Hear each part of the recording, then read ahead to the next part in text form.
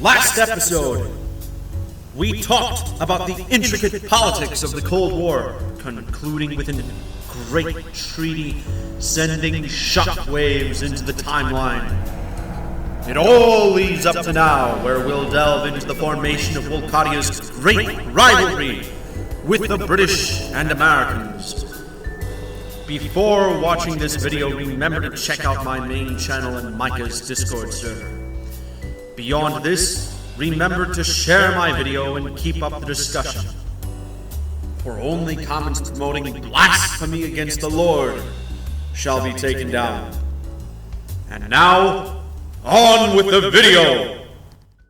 When the initial British colonists came to North America, they did not witness a vast, open expanse free for everyone to traverse, but the far corners of an empire powerful enough to wage war against any single colony and destroy them. The threats were no longer from the uncivilized and barbaric Indians, but various Wolcadian tributaries that considered the British to be the barbarians.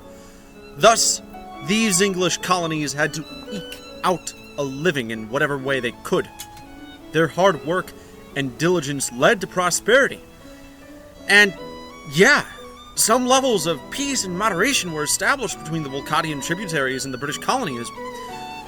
But the thing is, it was always on arm's length. And of course, that peace was not eternal. Increasing disputes between Britain and France on the continent led to an onslaught of the 7 Years' War, a dreadful and devastating conflict between the two colonial empires. At that time, Wolcadia was under the leadership of the narcissistic Emperor Thavernach II, who believed that his nation was inherently divine and that he was on a sacred mission to rid the New World of European invaders. In this effort, he sided with France in this war and established a vast army known as the Wave of the White Phoenix. This army was 5,700 strong. No, it was 57,000 strong, and it was made up of a combination of direct Wolcadian soldiers and the soldiers of Wolcadia's tributaries. It was the largest army of its time, large enough to dwarf whatever army even the British could muster. But there's a bit of a problem. The luck of this army couldn't get any worse than when they faced several British outposts commanded by a low-ranking officer named George Washington. Washington stopped the Great Wave in a long-driven guerrilla campaign in which he slowly humiliated the Wolcadian advance over several months. Though Washington was not the one who ended the battle, he made it much easier for larger armies to fight back against the Wolcadian threat and entirely remove it. Only Thavernach II and 2,000 of his most fanatical bodyguard was able to return home. But only after he surrendered to the British Empire. All Wolcadia's tributary kingdoms that once bordered the British were placed under British rule, and Wolcadia lost all of its diplomatic capital, and was basically declared as a nation that couldn't trust or be trusted. Thavernach II was blamed for the loss in this war, and the Imperial Knights, a sacred order, led to his forced abdication. To this day, Thavernach II is regarded as Thavernach Icheka, or Thavernach the Mistake, or his hubris. He and his loyal followers were exiled, finding solace in the Middle East under Ottoman rule. You shall learn a lot about that when I tell you about the Kingdom of Talenvar, in what was once the east of Ottoman Arabia. Said kingdom traces its roots to Thavernach. Wolcadia's new king, Thavernach III, promised to reclaim Wolcadia's diplomatic standing and trustworthiness throughout the world. He had to make concessions to European powers, but at least Wolcadia remained independent. Following the victory in the 7 Years' War, the 13 colonies celebrated the triumph of the British over Wolcadia. However, this sparked dissent within the colonies once the British Empire decided to tax them instead of taxing Wolcadia. The British treating ex-Wolcadian tributaries as sovereign nations under British protection also led to further disdain from the American people. Soon, protests occurred within Boston and other cities, all met with a lack of compromise from Britain. Although at first this seemed like an uncaring government, these taxes were not levied on the American people, but rather a parasitic class of merchants. While the nobility and peasant classes prospered, those with ambition to consolidate ultimate rule over the colonies were blocked from gaining total power. However, this was not the information that the peasants were told. Propagandists like Paul Revere spread pictures contrary to the truth, showing riots from drunk elites as massacres and even creating entire events. Some even stated that King George III was working with Wolcadian tributary kingdoms to exploit the 13 colonies, even though those claims had no basis in reality. Thus, a new convention was established by the American colonies to win an independent state. Ultimately, this was a war for the American people, though the American people fully support the rebels. Religion eventually got involved with the idea of a great awakening within the American people, leading them to Christian, the ideals of monarchy, which have guided the colonies throughout their history. The newly created United States was initially cautious towards Wolcadia.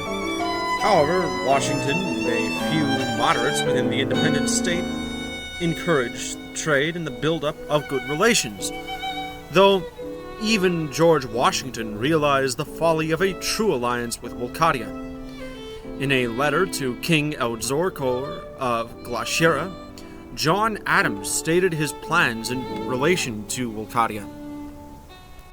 We must, despite our ideological and religious disparities, endeavor to cultivate a commercial alliance with Wolcadia. Nonetheless, sincere amity shall remain elusive until America forsakes its Christian faith, or Wolcadia renounces its pagan monarchy. I am convinced it is our nation's providential duty to propagate Christianity and disseminate constitutional tenets to Wolcadia. Only upon Wolcadia's transformation into a virtuous and godly republic can we aspire to foster the most endearing friendship. Meanwhile, the United States established diplomatic and friendly relationships with European countries, eventually proving America's independence in the War of 1812. The assertion of American sovereignty against British desires led to new goals against Wolcadia, starting with the various former Wolcadian tributaries. Within these tributaries, there was a mixture of loyalty and dissent. Although some believed that the American cause was just and that American sovereignty should be protected, others regarded America's desires of manifest destiny to be subject to scrutiny.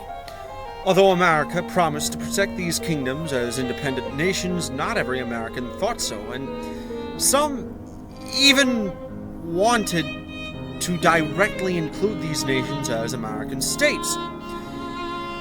The ultimate governments of these kingdoms begrudgingly siding with America in this war was a massive relief for some, but not for all. To many Thorakians within these kingdoms, loyalty to America was a death warrant. Little did they know they would eventually be proven right. The American government ignored basically everything that these kingdoms did in service of the Americans in this conflict, simply because a few, let's just say, unsavory individuals started guerrilla wars against the Americans and sided with the British.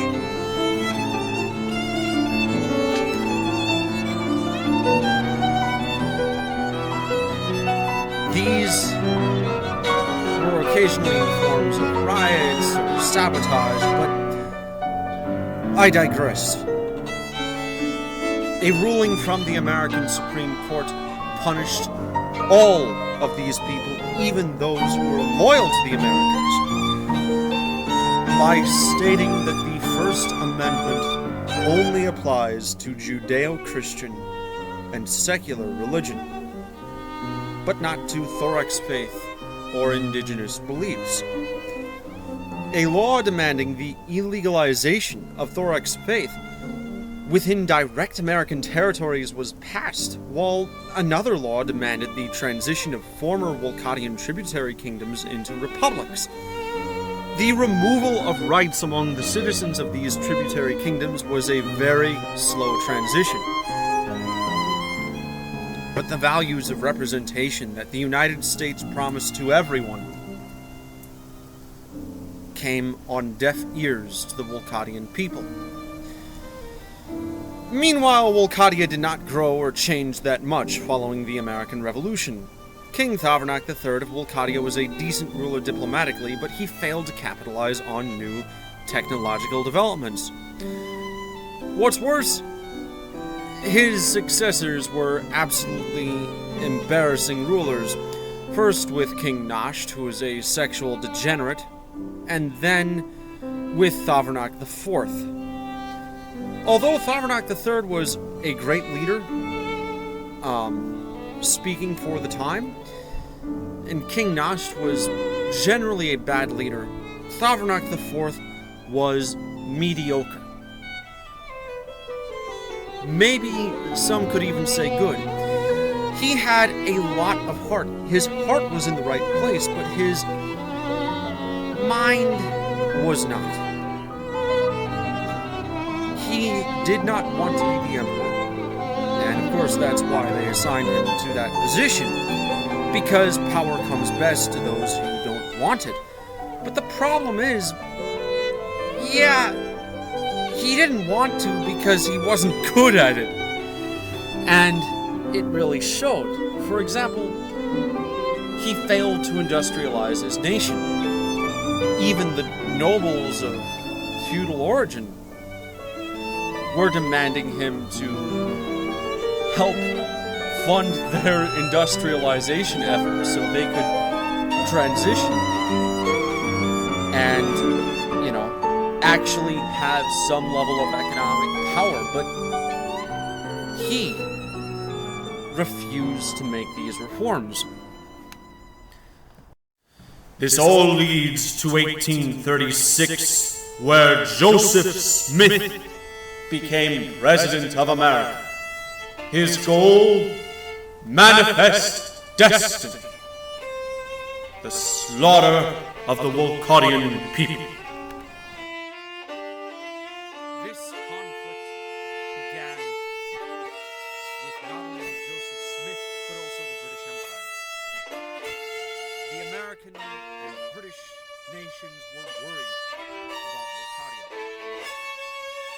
And upon a colonial dispute between the Brits and Wolcottians,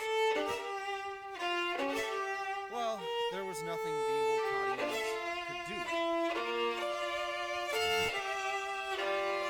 In 1836, the American government launched their assault. This assault was incredibly powerful incredibly destructive. The British incapacitated the Wolcadian navy. The Americans won almost every single battle against the Wolcadian army. However, the Wolcadians won in their own way. Guerrilla warriors, people wanting victory and honor. Men willing to die for the cause of their own liberation. They fought in guerrilla tactics, not too dissimilar from those of George Washington. As the Americans continued their advance against Wolcadia, for every single victory the Americans won, the Americans faced many losses. The Americans made this up in various atrocities against Wolcadia, thinking that could win them the war. But one American general, James K. Polk, refused. When Polk refused, the Americans were essentially forced to the negotiation table. James K. Polk survived longer than the Wolcadian monarchy, as Thavnak IV died heroically in battle against Sanders. So he became a regent. As a regent, Polk sought to modernize and industrialize Wolcadia, eventually working on building diplomatic standards with neighboring nations and increasing the size of the Wolcadian military. He also made sure to bring in some Christian American customs to Wolcadia, introducing Christmas and Thanksgiving, not as religious holidays, as Wolcadia has historically been a rival of Christian nations, but rather as cultural customs. These holidays mostly honored Wolcadian independence and hope, and also generally sent a message to the Americans that the Wolcadian people themselves did not hate the citizens of America, even though the American government and oftentimes the American people hated Wolcadian citizens. There were many efforts to make Polk the king of Wolcadia. However, that was blocked by one thing. Polk was a devout Christian, and he refused to become a king because a king was not allowed to be a Christian. He had to follow Christ's faith. And neither did he want to reform the institution of the Wolcadian monarchy to allow the Wolcadian king to be Christian. Meanwhile, the United States seized a good chunk of Wolcadian territory, establishing the Republic of Missouri and what is today Wilton. The nature of the American occupation was cruel and unjust, with Wolcadians forced out of their homes to work on, essentially, indentured labor for American Southerners. Thracian religious buildings were either destroyed or turned into churches, though Wolcadians had a way of continuing their Thracian devotion in secret. They would take down their Thracian symbolism and replace it with Christian symbolism. And whenever American soldiers would arrive, they would they would say that it's a church. Kursha, Kursha. Of course, these Wolcadians didn't know the full pronunciation of church. They couldn't pronounce the word church. And this mispronunciation of church, Kursha, became the origin of a name for a less grand Thracian religious building. Before, every single Thracian religious building was called a karena. That's a little bit of a fun fact. Because, while Christian iconography and symbolism would be used, and the leader would preach the Holy Bible, of course in Wolcadian. The religion itself that was taught was Thorax faith. Even some traditional Thracian chants were written to the tune of old Christian hymns, but the old High Thracian language remained the dominant one. Within the rest of America, tensions increased between the North and South. Already, the American government was dominated by Southerners, but this became even worse than after the war. Leaders in America stated that the core American identity was the South, as the North became increasingly sidelined. This led to increased political tension, with similar methods that crushed Wolcadian autonomy being used to crush Northerners. The once rapidly industrializing nation of America was turned back into an agricultural state, with the workings of aristocratic plantations being the dominant system of the United States. A bit ironic, huh? However, Polk soon died. But that, in a way, was a good thing.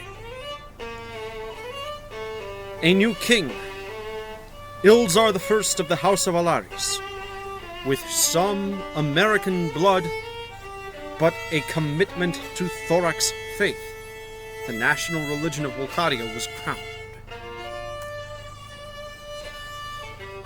However, his obscure status prevented his ultimate popularity within Wolcadia.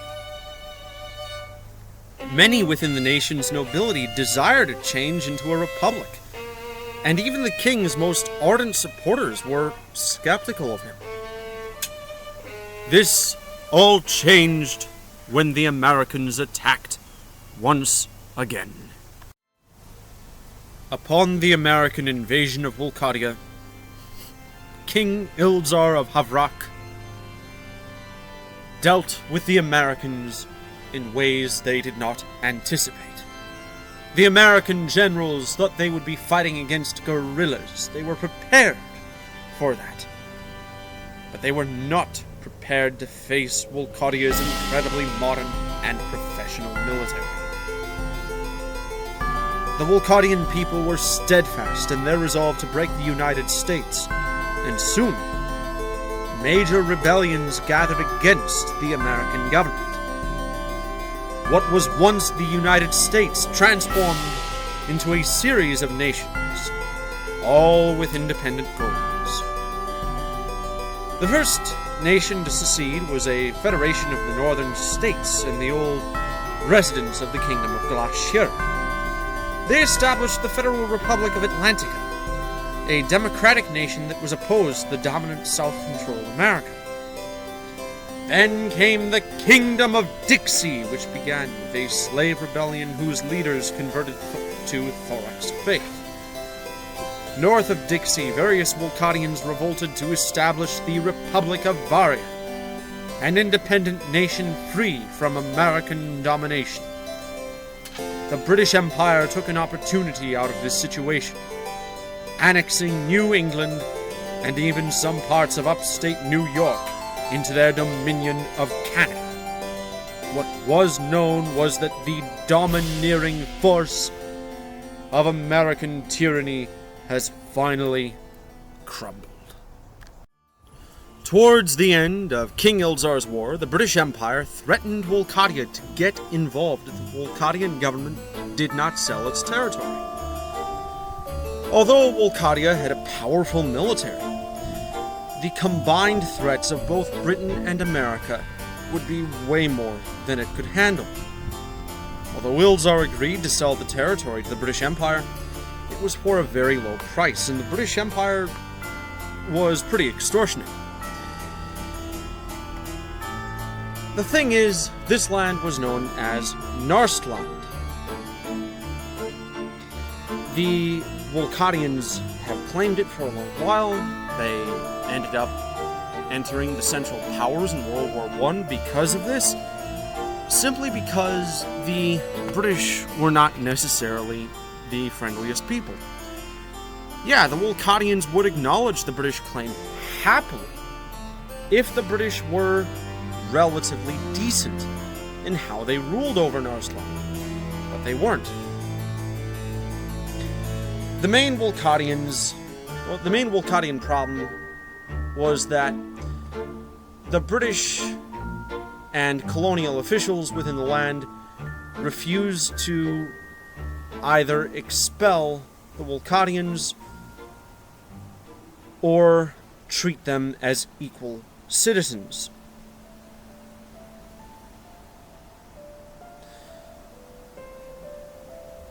This land was, of course, sold under duress as well, so it's not that the Wolcadians could simply say, well, hey, it's a fair deal.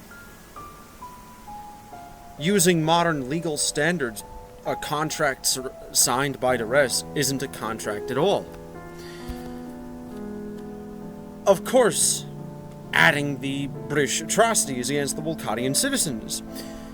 They stripped Wolcadians of their cultural ties to Wolcadia by renaming all the important cities and the region itself. That's understandable. What was once Upper Govarisha and Narsland became the mere label of Cascadia. That's understandable. However, Wolcadians and Govarit were restricted from their own historical sites, while basically being unable financially to leave the land, to leave British Canada.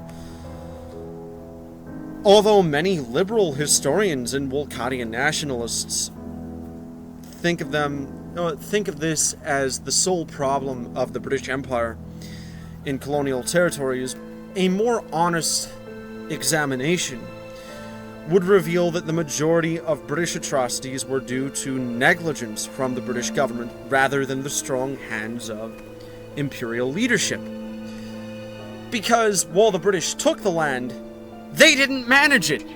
Instead, remember those American Southerners that, got their asses kicked in Dixie that the Wolcadians dealt with? Yeah, they told the British government, hey, we know about the Wolcadian people, and we can manage them well.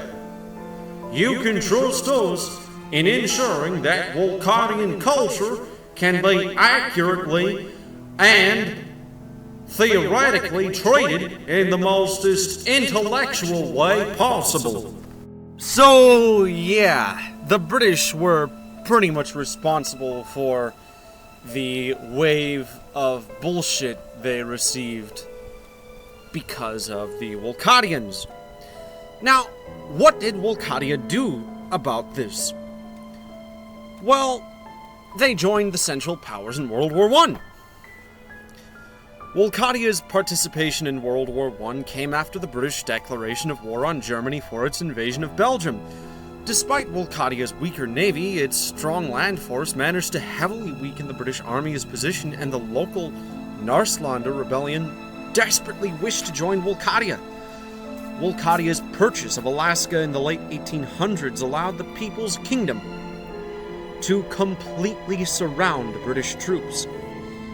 The British Navy had to eventually come in somehow, and after many wars with Wolcadian colonies, both nations were locked in a standstill. As political turmoil back home required Wolcadia to negotiate, a fair deal was made between Wolcadia and the British Empire, giving Wolcadia only what it wanted out of Narsland: the British Dominion of Cascadia.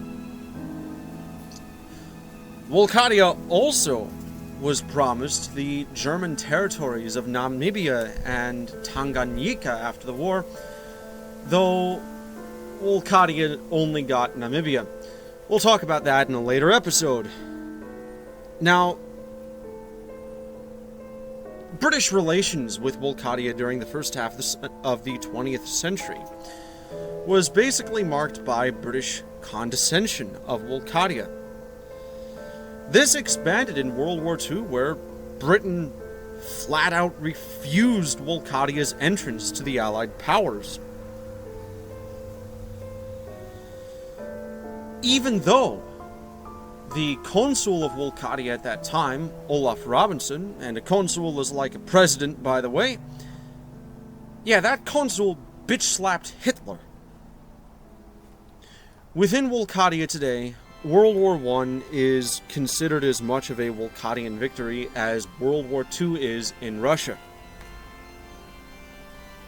Throughout Narsland, there are monuments of not only Wolcadian troops, but also pro-Wolcadian rebels who helped ensure the reclamation of their territory. Following this reclamation, British settlers were never formally kicked out, but made equal citizens to Wolcadia, though a few decided to eventually leave, due to the threat of Vilkism. Next episode, we shall learn about the nation of Ethanopiana, its history, its politics, its leaders, and essentially why they are that way today. You shall be entertained in this glorious story, I hope.